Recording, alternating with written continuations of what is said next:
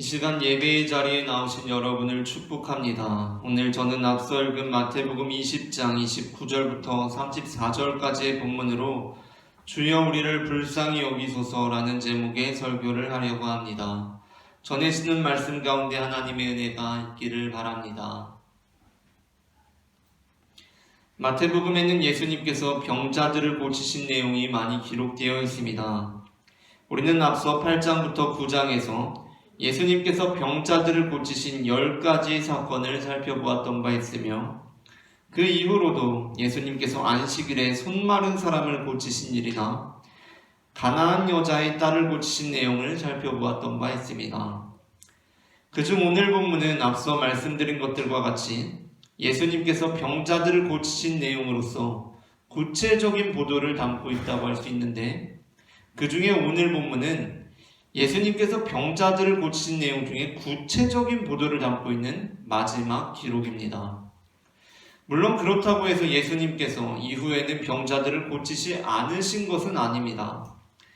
오늘 본문 이후에 21장 14절에서도 예수님께서는 예루살렘에 들어가신 이후에 여전히 병자들을 고치시는 사역을 지속하셨음을 보여주고 있습니다. 21장 14절입니다. 맹인과 저는 자들이 성전에서 예수께 나오매 고쳐주시니 아멘.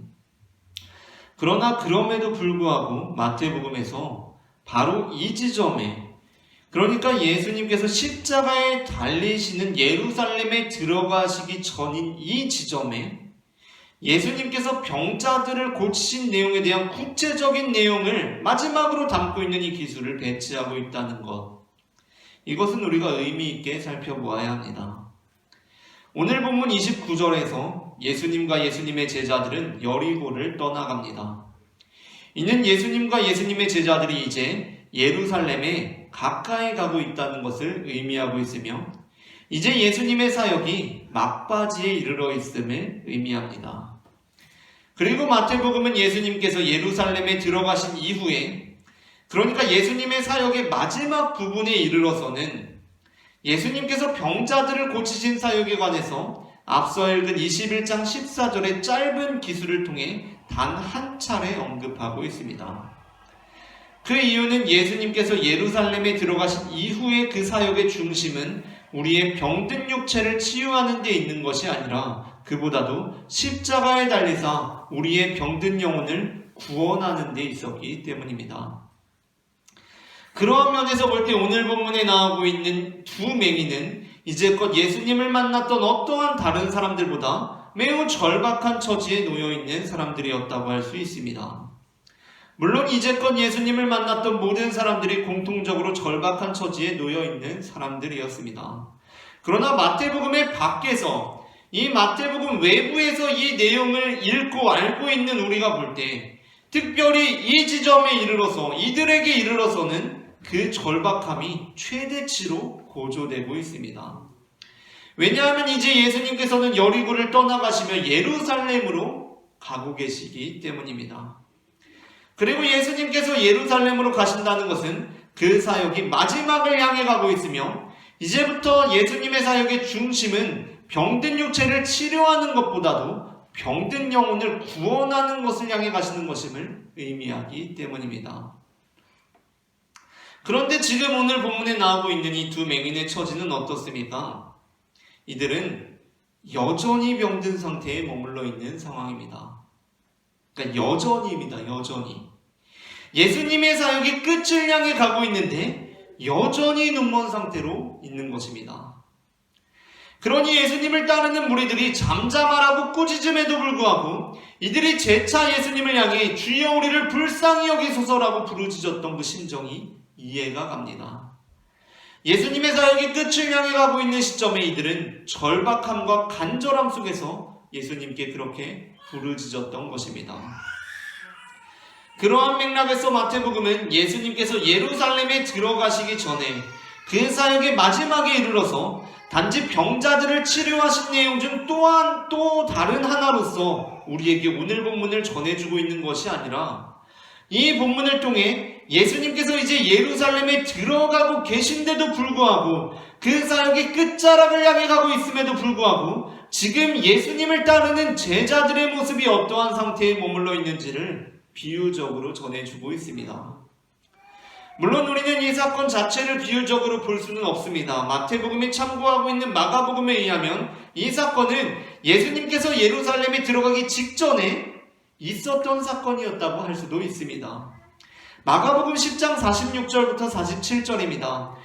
그들이 여리고에 이르렀더니 예수께서 제자들과 허다한 무리와 함께 여리고에서 나가실 때에 디메오의 아들인 맹인거지 바디메오가 길가에 앉았다가 나사렛 예수시란 말을 듣고 소리질러 이르되 다윗의 자손 예수여 나를 불쌍히 여기소서 하거늘. 아멘.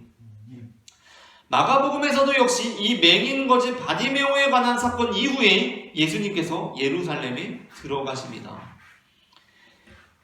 그러나 마태복음은 이 사건에서 예수님께서 단지 맹인들을 고치시는 장면만을 본 것이 아니라 예수님께서 자신의 제자들에게 행하실 일을 보았고, 그래서 이 사건이 맹인거지 바디메오 한 사람에게 벌어진 일이 아니라 맹인 두 사람에게 벌어졌던 일임을 분명히 하고 있습니다.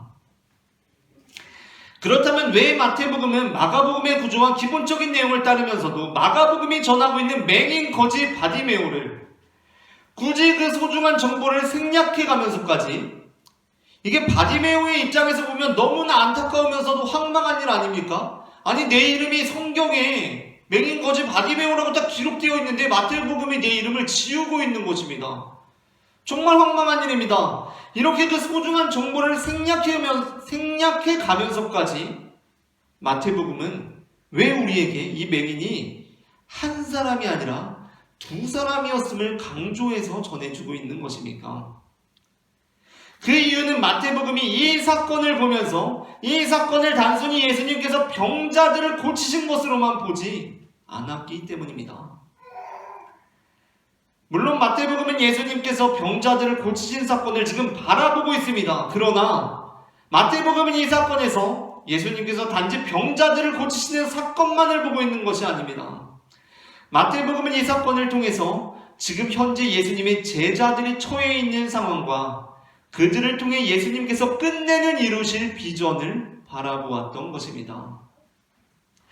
우리는 앞서 마태복음 20장 20절부터 28절에서 예수님의 고난과 희생 그리고 부활과 영광의 메시지를 온전히 이해하지 못하고 그저 그 영광의 메시지에 정신이 홀리고 그에 따라 그 눈이 어두워져서 하나님 아버지의 뜻을 온전히 깨닫지 못하는 두 제자에 관한 말씀을 나누었습니다.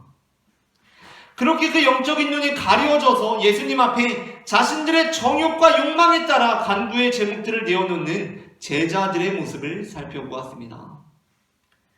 그들은 어머니의 치마폭에 들어가서 그 모습을 가리고 있는 듯 했지만 우리 심령의 수면 아래에서 불쑥 고개를 쳐드는 우리의 정욕과 욕망처럼 어느새 예수님 앞에 그 본 얼굴을 드러내고 있었습니다.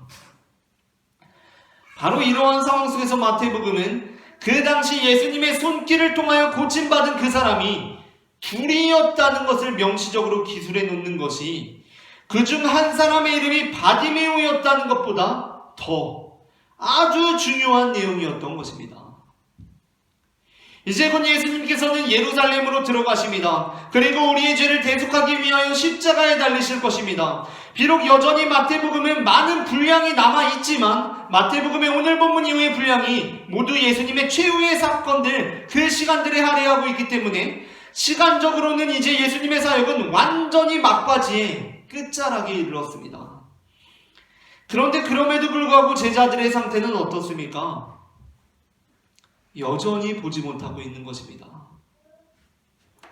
나도 예수님 영광 등에 업고 권력과 지배력을 행사하는 한 자리 하고 싶다는 그런 마음으로 여전히 가득 차서 그 눈이 가리워져 있는 것입니다. 마태복음은 이 사건을 통해서 바로 그러한 제자들의 상태를 진단하고 있습니다. 그러나 마태복음이 본 것은 그러한 제자들의 형편뿐만이 아니었습니다. 바로 그러한 상황 속에서 마태복음은 우리에게 어떠한 상황을 바라보게 합니까? 어떠한 비전을 바라보게 합니까? 그 두 맹인을 예수님께서 고치시는 것입니다. 여전히 아직도 맹인으로 있는 그들을 예수님께서 머물러 서서 고쳐주시는 것입니다. 아무리 갈 길이 바쁘고 할 일이 급해도 예수님께서는 그들을 위해 머물러 서 계신 것입니다. 우리에게 역시 마찬가지입니다. 우리는 지난주 자신들의 정욕을 다스리지 못하고 부끄럽게도 예수님 앞에 자신의 정욕으로 물든 마음을 드러낸 제자들에 관한 말씀을 들었습니다. 우리가 그 말씀을 들으면서 느꼈던 것은 무엇입니까? 예수님의 제자들이 그랬다니 나라면 그렇지 않을 것 같은데, 나는 그렇지 않은데 라는 것이었습니까? 그것이 아닙니다. 우리는 그 본문을 들으면서 그 제자들의 모습, 야고보와 요한의 모습, 그 베드로의 모습이 바로 나의 모습이구나 라는 것을 깨닫게 되었습니다. 우리는 분명 예수님을 믿는 사람들입니다. 예수님을 따르는 사람들입니다. 우리처럼 예수님을 위해, 하나님 나라를 위해 헌신하고 희생하며 교회를 위해 봉사함으로 나의 것을 버리고 주님을 따라 나선 사람들이 또 어디에 있겠습니까? 그러나 우리의 모습은 또한 어떻습니까? 우리는 여전히 그 눈이 감겨져 있는 맹인과 같습니다. 우리는 바로 그 야고보와 요한과 같습니다. 우리는 틈만 나면 우리의 정욕으로 물든 마음을 주님 앞에 부끄러운 줄도 모르고 드러내곤 합니다. 하지만 마태복음은 그러한 우리들의 모습을 진단하고 지적하는 데서 그치지 않고 있다는 것입니다. 마태복음은 우리의 그러한 모습을 가장 적나라하게 지적하고 정확하게 포착합니다. 그러나 그것은 검사가 그 죄인에게 처벌을 받게 하고 심판을 받게 하려는 것이 아니라 의사가 그 환자를 치료하기 위해 그 환자의 상태를 정확하게 파악하는 것과 닮아 있습니다. 그래서 마태복음이 우리에게 전해주고 있는 처방전은 무엇입니까? 우리의 구주 되시는 예수님께서는 우리의 그러한 연약함과 부족함을 비난하거나 한심스러워하거나 못마땅해 하시는 분이 아니라 불쌍히 여기시고 우리를 위해 머물러 서시며 우리를 어루만지사 고쳐주시는 분임을 알고 그때마다 주님께 주여 우리를 불쌍히 여기소서라고 부르짖음으로써 고침을 받으라는 것입니다. 오늘 본문에는 맹인 두 사람이 등장합니다. 이들은 아직도 눈이 감겨져 있는 야고보와 요한을 의미합니다. 예수님을 따른다고 하면서도 또 나의 정욕대로 구하고 말았고 부끄러운 마음으로 면목 없이 주님들을 쭈뼛쭈뼛 따르고 있습니다. 그들을 향한 예수님의 마음은 무엇입니까? 그들이 이제 한심스러운 것입니까? 그들이 제자로서 못마땅한 것입니까? 아닙니다. 오늘 본문에는 예수님의 마음이 이렇게 기록되어 있습니다. 34절입니다. 예수께서 불쌍히 여기사. 아멘. 청소년기와 청년기 시절에 저는 제 안의 정욕들로 인해서 무척이나 고민스러워하며 지내곤 했습니다. 지금은 저의 성적인 욕구가 인간으로서 지극히 정상적이라는 것을 알게 되었고 심지어 저로 하여금 결혼을 하고 싶게 하고 그래서 또 하게 하고 또 두 딸을 만나게 해준 그야말로 성적인 욕구라는 것이 주님께서 베풀어 주신 소중한 선물이라는 것을 비로소 깨닫게 되었지만 어쩐 이유에서인지 저는 청소년기와 청년기 시절에 제게 있는 이 성적인 욕구가 제가 이루어야 할 그리스도인의 모습과는 상반된 것이라고 생각했고 지금 돌이켜보면 너무나도 어이없고 얼토당토 않으며 심지어 부질없고 불필요한 일로까지 여겨지긴 하는데 제 안의 성적인 욕구와 싸우고 씨름하며 지냈던 경험들이 있습니다. 그때마다 제가 경험했던 것은 무엇이었겠습니까? 물론 잠깐씩은 제가 이기는 것처럼 느껴지기도 했습니다. 오늘은 거룩한 생각만 했어 라고 생각되는 날들도 있기는 했습니다. 그렇게 몇 날 며칠은 제가 이겼다고 진짜 생각되기도 했습니다. 그러나 지금에 이르러서 그 상대 전적을 분석해보면 어떻겠습니까? 100이면 100, 저는 전패하였습니다. 정말 그것을 제가 싸워야 할 적으로 보니까 단 한 번도 승리할 수가 없었습니다.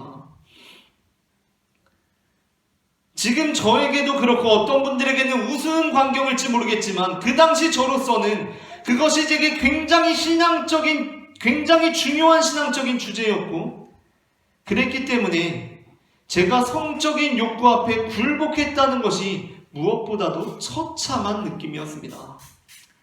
저는 당시 그것이 식욕에 따라 밥을 먹거나 수면욕에 따라 잠을 자는 것과 비슷한 것임을 알지 못했기 때문에 그냥 밥을 먹는 것인데도 마치 선과 악을 알게 하는 나무의 열매를 따먹은 하와와 같은 아주 비참한 심정으로 주님, 제가 이렇게 제 배를 채우고 있습니다 라고 고백하는 심정이었습니다.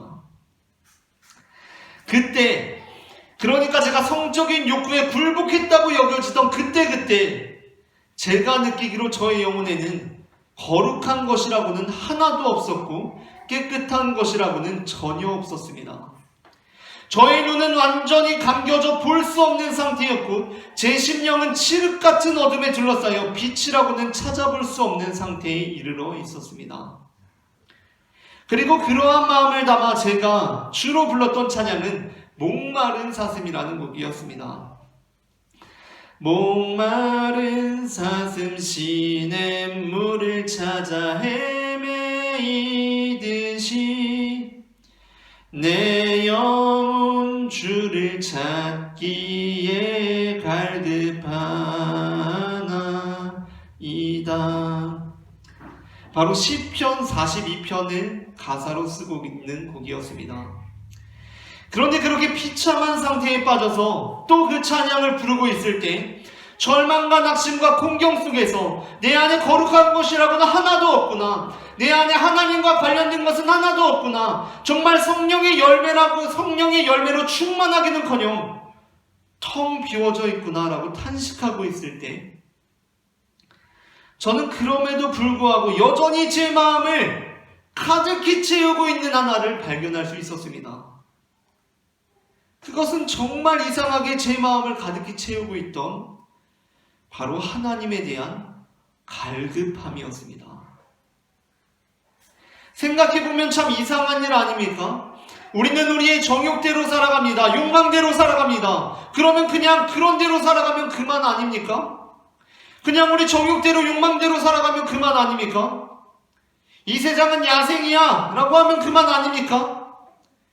그런데 우리가 그렇게 살아가면서 참 이상한 것이 있습니다.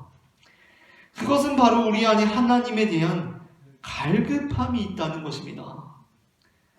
비록 나도 모르게 다시 나의 정욕대로, 나의 욕망대로 행동해버리고 말해버리고 말았지만 이상하게도 그것이 정상적인 것이 아니라 처참한 상황으로 우리에게 여겨지면서, 그래서 그 처참한 상황에 놓여있지만 정말 마음이 텅 빈 것 같은 상황에 놓여버리게 되고 말았지만 참 이상한 것은 내 안에 온전함에 대한 갈급함이 있다는 것입니다.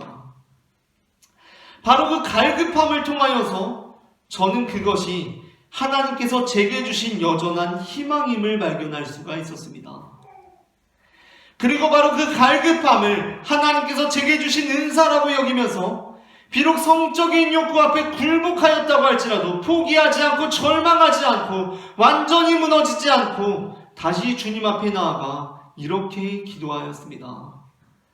주여, 저를 불쌍히 여기소서.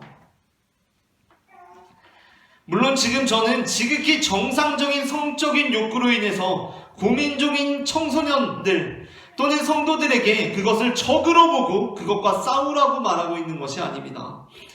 이제 저는 그 성적인 욕구는 인간으로서 지니고 있는 지극히 정상적인 욕구로서, 아니 심지어 하나님께서 우리에게 주신 선물이니 그것을 잘 누리라고 말씀을 드리고 싶습니다. 그렇다고 우리가 음식을 먹고 싶은 대로 다 먹고 잠을 자고 싶은 대로 다 자면 안 되겠지만 적당히 먹고 적당히 수면을 취하며 온전한 삶을 살아가기를 당부하고 싶습니다. 그러나 만일 왜곡되고 잘못된 성적인 욕구로 인해 고민 중인 청소년이나 성도들이 계시다면, 또는 계속해서 나로 하여금 넘어지게 하는 어떠한 삶의 문제들이 있다면 아마도 그것으로 인해서 너무나 절망스럽고 처참한 기분이 들겠지만 그럼에도 불구하고 또한 이상하게도 내 마음에 온전함에 대한 욕구가 있고 그 열망이 있고 그 갈급함이 있다면 저는 그 상황으로 인해 좌절하지 말고 절망하지 말고 그 갈급함을 부여잡고 그 온전함에 대한 열망을 소중히 여기고 그것을 보물처럼 가지고 나아가 하나님께 간구하라고 독려하고 싶습니다. 물론 너무나 막강한 상대를 볼 때 우리의 힘으로는 절대 그 상대를 이길 수 없을 것 같습니다. 우리의 정욕, 권력에 대한 욕망, 지배하고자 하는 마음 얼마나 강력한 것들입니까? 뿐만 아니라 우리를 중독에 빠지게 만들어서 우리의 인생을 파멸로 이끄는 그 수많은 유혹들을 생각할 때 얼마나 강력한 것들입니까? 다들 이제 끊으라고 하고 누구보다도 사실 나도 끊고 싶은데 그게 참 안 되는 현실입니다. 그래서 그 현실을 생각할 때 더 이상 희망이 없는 것 같습니다. 아니 예수님께서 예루살렘에 입성하시기 직전까지도 그 눈이 감겨서 자기 욕망에 사로잡혀 있는 제자들에게 더 이상 무슨 희망이 있을 수 있겠습니까? 그러나 그 안에 지금 그 죄의 권세를 끊고 싶은 그 열망이 있다면 그것을 소중히 여기시고 주님 앞에 나아가 주여 우리를 불쌍히 여기소서라고 부르짖으시기를 바랍니다. 고린도전서 1장 24절부터 25절 말씀은 이렇게 말씀하고 있습니다. 오직 부르심을 받은 자들에게는 유대인들에게나 헬라인이나 그리스도는 하나님의 능력이요 하나님의 지혜니라. 하나님의 어리석음이 사람보다 지혜롭고 하나님의 약하심이 사람보다 강하니라. 아멘. 우리는 하나님 아버지께 부르심을 받은 사람들입니다. 우리의 능력과 지혜는 우리에게 있는 것이 아니라 예수 그리스도에게 있는 하나님의 능력이요 하나님의 지혜입니다. 그리고 하나님께서는 설령 어리석다 하셔도 사람보다 지혜로우시며 하나님께서 약하다고 하셔도 우리를 무너뜨리는 악한 권세보다 강하신 분이라는 것을 기억하시기를 바랍니다. 그런데 어떠한 사람들은 하나님 아버지 앞에 나와서 주여 우리를 불쌍히 여기소서라고 기도하는 것을 무척이나 어려워합니다. 아니 기도하는 것뿐만 아니라 그냥 하나님께서 나를 불쌍히 여기신다는 이 상황 자체를 받아들이지 못하고 자존심 상해합니다. 이러한 사람들은 아마도 누군가가 나를 동정한다는 것만으로도 자신의 존재 가치가 훼손당한다고 생각하는 것 같은데 우리가 일상생활을 하는 데 있어서 그러한 높은 자존감, 충만한 자신감은 유익하게 작용할 때도 있지만 우리가 영적인 세계 안에서 살아간다고 할 때 우리는 하나님과 우리의 관계에 대해서 더 온전한 이해를 가질 필요가 있습니다. 지금처럼 온라인 티켓 구매가 활성화되지 않았던 시절에 지금은 온라인으로 다 인터넷으로 컴퓨터로 무슨 티켓이나 표를 구매하지 않습니까? 그런데 그러한 온라인 티켓 구매가 활성화되지 않았던 시절에 어떤 한 아버지가 야구를 무척이나 좋아하는 자신의 아이를 위해서 그 야구 티켓, 특히 한국 시리즈 그 티켓, 결승전 티켓을 구입해서 아빠와 엄마와 아이 이렇게 세 가족이 한국 시리즈를 보러 갔습니다. 그것이 너무나 특별했던 것은 휴일 없이 매일 일용직 노동자로 일하는 아버지와 그렇게 시간을 내서 그것도 그 가족으로서는 굉장히 비싼 비용을 치르고 그런 경기를 보는 것이 이제까지 그리고 앞으로도 쉽지 않은 일이었기 때문이었습니다. 그러니까 어떻겠습니까? 그 아들은 너무나 이제 막 신이 나 있었고 그 모습을 보는 아버지와 어머니의 입가에도 그날만큼은 미소가 떠나질 않았습니다. 그런데 아주 난처한 상황이 벌어지고 말았습니다. 이제 이 세 가족이 티켓을 끊으려고 그 야구 경기장 티켓 끊는 데서 이제 줄을 서서 기다리고 있는데 그들이 티켓을 끊기 전에 앞에서 그들이 구입할 수 있는 가격의 자리가 다 마감이 되고 말았던 것입니다. 그리고 이제 남아있는 자리라고는 그들이 구입할 수 없는 비싼 자리들, 야구 경기장에 아주 비싼 자리들만 남아있게 되었던 것입니다. 티켓을 구입하려다가 그 상황을 맞이하게 된 아버지는 너무나 당황스러웠습니다. 아들은 여전히 아무것도 모르고 엄마에게 내가 홈런볼을 잡게 되면 너무나 기분이 좋을 것 같다고 이야기를 하면서 들떠있습니다. 순간 아버지는 완전히 절망에 빠졌습니다. 그야말로 완전한 절망이었습니다. 그 티켓 판매원의 말이 그 시간만큼은 마치 상황이 달라져서 너는 천국 행문에 들어갈 수 없으니 지옥불에 들어가라는 심판의 선언보다 더 처참하게 들렸습니다.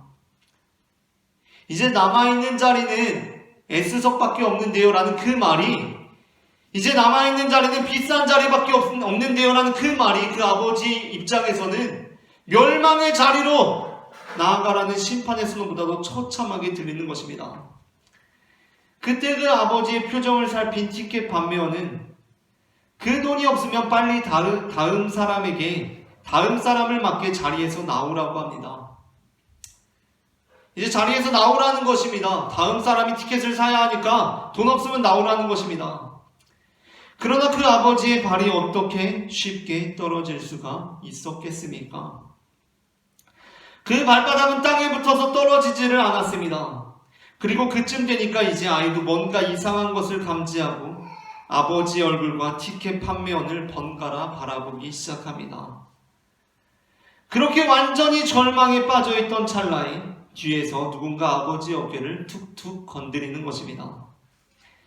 그리고는 이렇게 말합니다. 방금 당신의 주머니에서 이것이 떨어졌습니다. 라고 말하면서 가장 비싼 자리를 구입하고도 남을, 그곳에서 치킨이나 콜라 이런 것도 사 먹을 만큼 큰 액수의 지폐를 전달하는 것입니다. 그러니까 그 상황을 지켜보고 있던 바로 뒷사람이 자신의 돈을 그 사람에게 건네준 것입니다. 딱 보니까 이런 경기는 매일같이 부러울 것만 같은 아주 부유한 사람이 그 돈을 건네고 있습니다. 아버지는 엉겁결에 그러냐면서 그것을 받아들고 그 티켓을 끊었습니다.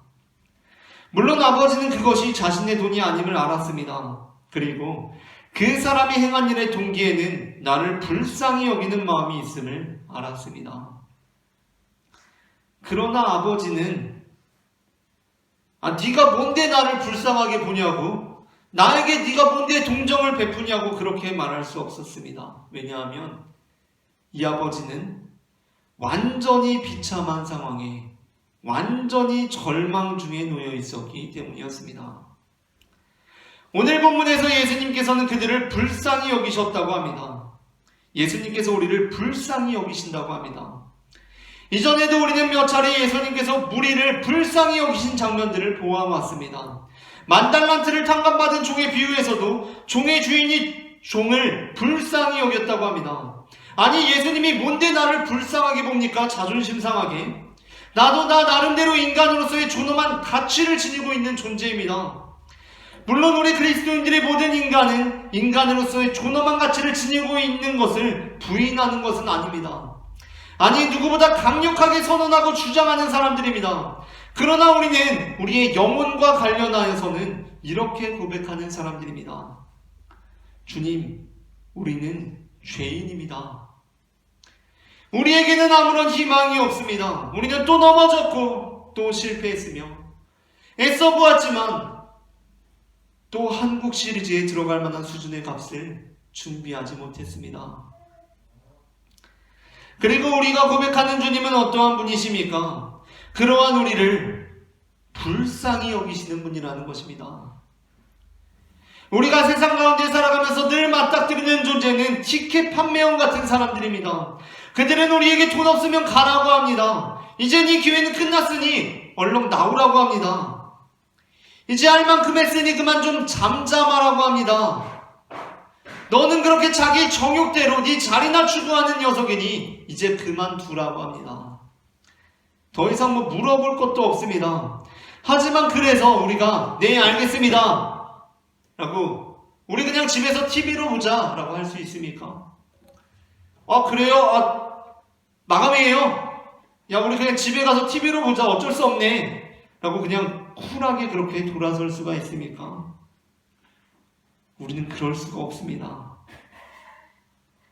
우리도 우리에게 능력이 없음을 알고 있습니다. 우리에게는 능력이 없습니다. 우리에게는 그만한 돈이 없습니다. 그런데 쉽게 그 발이 떨어지지를 않습니다. 왜 그렇습니까? 우리에게는 간절함이 있기 때문입니다. 여전히 우리는 우리 욕심밖에 모르지만, 그리고 앞으로도 예수님을 모른다고 부인하고 떠나갈 사람들이지만, 우리에게는 그러한 능력이 없지만 우리에게는 여전히 그 갈급함이 있다는 것입니다. 자기 능력으로 눈을 뜰 수 있는 사람들은, 자기 노력으로 제대로 볼 수 있는 이들은 그 절망적인 상황을 보지 못합니다. 카지노에서 기분 좋게 즐기고 얼마든지 쿨하게 나올 수 있는 사람들은 도박을 끊지 못하는 자들의 절망적인 마음을 알지 못합니다. 자기의 힘으로 예수님 잘 믿으면서 죄 안 지으면서 사는 사람들은 그 절망감을 모릅니다. 그런데 우리는 정말이지 그게 되지를 않습니다. 내가 애쓰고 애써서 마련한 돈이라고는 결국 저 끝자리, 가장 싼 자리를 구입할 수 없는 이 돈일 뿐입니다. 그러나 우리가 잊지 말아야 할 것이 있습니다. 내게는 볼 수 있는 능력은 없지만 이 보고자 하는 열망이 있다는 것입니다. 내게는 도박을 끊을 능력은 없지만 내게도 도박을 끊고자 하는 갈급함이 있다는 것입니다. 솔직히 나는, 아버지는 한국 시리즈에 별 관심 없습니다. 그런데 나에게는 이 딸린 자녀가 있는 것입니다. 이 아이가 지금 한국 시리즈에 들어가서 보고 싶어 합니다. 그러고 보니까 이 아이가 지금 나에게는 짐입니까? 야, 너만 없으면 내가 이런 험한 꼴, 비참한 꼴 안 당할 텐데 싶습니까? 곰곰이 생각해보니 이 아이의 간절함은 나에게 주신 짐이 아니라 하나님의 선물이라는 것입니다. 결국 우리는 그로 인하여, 그 간절함으로 인하여 누군가의 불쌍히 여김을 받고 하나님의 나라에 들어갈 수가 있다는 것입니다. 그것을 소중히 여기시기를 바랍니다. 그 능력 없음으로 인해 절대 그 갈급함까지 내팽개치지 마시기를 바랍니다. 아, 나는 안 돼. 내게는 능력이 없어. 내게는 지혜가 없어. 내게는 성령의 은사들이 없어. 라고 처참한 심정으로 절망하고 좌절해버리지 마시기를 바랍니다. 참 이상합니다. 완전히 정욕대로 살고 있습니다. 그런데 내 마음에 온전해지고자 하는 열망이 있다는 것입니다. 지금 완전히 정욕대로 살고 있기 때문에 어디 가서 내 안에도 그런 열망이 있다고 떳떳하게 말하지도 못합니다. 그러나 나는 분명히 알고 있습니다. 이렇게 비천하게 살고 있는 나에게도 그러한 열망과 간절함이 있다는 것입니다. 지금도 도박을 끊지 못해서 가정이 무너지고 내 삶이 망가지고 있는데도 그 도박을 끊지 못하고 있습니다. 나도 어쩔 줄 모르겠습니다. 그런데 생각해보니 참 이상합니다. 내 마음 한켠에 자리 잡고 있는 이 도박을 끊고 싶은 이 열망이란 녀석이 말입니다. 이제 우리는 그 아이의 손까지도 내팽개치고 다 모르겠고 나는 능력이 안 되니까 안 돼. 그냥 이 나의 갈급함마저 무시하고 살아가겠다 라고 하는 것이 아니라 바로 그 아이의 손을 붙들고 주님 앞에 나아가서 서 있어야 한다는 것입니다. 비록 내게 있는 능력이란 보잘것없습니다. 내게 쥐어진 이 돈은 보잘것없습니다. 그러나 주님께서 비록 능력은 없지만 이 아이의 손을 붙들고 있는 우리를 불쌍히 여기시리라는 확신을 가지고 그 불쌍히 여기시는 그 마음으로 우리의 멀어버린 눈을 고치시며 우리의 무너진 마음을 다시 세우시고 자기의 정욕에 눈이 멀어 세상의 권력과 지배력을 탐한 야고보와 요한을 하나님의 나라를 위해 죽음도 불사하는 제자로 삼으시고 그 눈이 열려 이 땅에 다시 오실 예수님을 바라보는 사도로 삼으시는 분임을 믿으며 나아가야 한다는 것입니다. 사도행전 12장 1절부터 4절입니다. 그때의 헤롯 왕이 손을 들어 교회 중에서 몇 사람을 해하려 하여 요한의 형제 야고보를 칼로 죽이니. 요한계시록 1장 1절부터 2절입니다. 예수 그리스도의 계시라 이는 하나님이 그 종 요한에게 보내어 알게 하신 것이라. 요한은 하나님의 말씀과 예수 그리스도의 증거 곧 자기가 본 것을 다 증언하였느니라. 결국 야고보와 요한은 예수님의 불쌍히 여김을 받고 자신의 정욕과 욕망대로 구하던 자들에서 하나님의 나라를 추구하는 자들로 그 영적인 눈이 가려진 맹인에서 하나님의 말씀과 예수 그리스도의 증거를 밝히보는 자들로 거듭나게 되었던 것입니다. 우리가 앞서 나누었던 시편 42편 1절 하나님이여 사슴이 신의 문을 찾기에 갈급함 같이 내 영혼이 주를 찾기에 갈급하나이다 라는 이 구절이 어떻게 이어지고 있습니까? 5절입니다. 내 영혼아 네가 어찌하여 낙심하며 어찌하여 내 속에서 불안해하는가? 너는 하나님께 소망을 두라. 그가 나타나 도우심으로 말미암아 내가 여전히 찬송하리로다. 아멘. 우리의 소망은 우리에게 있는 것이 아닙니다. 우리의 소망은 우리에게 있는 것이 아닙니다. 우리에게는 그저 이 갈급함만이 있습니다. 그렇다면 우리의 소망은 어디에 있습니까? 우리의 소망은 우리를 불쌍히 여기시는 하나님께 있습니다. 주님을 3번 부인한 베드로에게 그를 다시 찾아가서 요한의 아들 시몬아 네가 나를 사랑하느냐? 라고 3번 물으심으로 그를 불쌍히 여기시고 그에게 다시 기회를 주신 예수님께서는 오늘 본문에서 이전에 무엇을 원하느냐는 질문에 대해 자신의 정욕의 자리들을 추구했던 자들에게 그들이 자신들의 잘못을 깨닫고 그럼에도 불구하고 갈급함으로 다시 한번 주여 우리를 불쌍히 여기소서라고 부르짖자 그 가던 걸음을 멈추시고 머물러 서서 다시 한번 그들에게 무엇을 원하느냐라고 물으심으로 그들이 다시 한번 그 온전함을 추구할 수 있는 이제야 비로소 주여 우리의 눈뜨기를 원하나이다 라고 응답할 수 있는 기회를 주셨던 것입니다. 그렇게 그곳에서 그 2사람은 드디어 온전한 간구를 올려드린 것입니다. 주님 우리의 눈뜨기를 원합니다. 주님의 뜻을 알기를 원합니다. 정말 내 안에 하나님의 나라가 이루어지기를 원합니다. 지금 내가 그렇게 하지 못하지만 그래서 어떤 이들은 지금 내가 하는 말이 거짓말이냐 아니냐며 지금 너의 삶을 보면 네가 믿는 하나님이란 없는 것 같다며 말하지만 주님 정말입니다. 제 안에 이 갈급함이 있습니다. 그렇게 되기를 원합니다. 그렇게 할 때 우리 역시 주님께서 우리를 불쌍히 여기시는 그 은혜 안에서 온전한 믿음과 온전한 걸음으로 곧 보게 되어 예수를 따르게 되는 날이 올 것임을 믿으시기를 바랍니다.